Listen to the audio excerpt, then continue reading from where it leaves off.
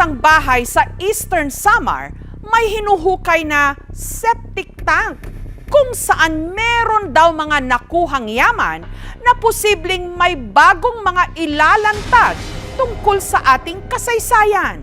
Ano ang mga ito? Habang naguhukay para sa ipinapagawang Poso Negro o septic tank sa bayan ng Giwan sa Eastern Samar, ang mga forma na sina Noe Jude at Floro merong natamaan.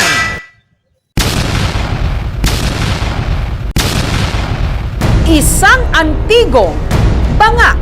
Habang naghuhukay po kami, may tumunog dun sa pala. Ngayon, matigas na bagay. Diga? Oo, kakayaman din natin. Dahan-dahan nila itong kinuha. At mas nanlaki ang kanilang mga mata nung sa puwitan ng banga may kung anong matigas. Putang ina tayo ng baka! Ay pagbuklat po namin, ay tayo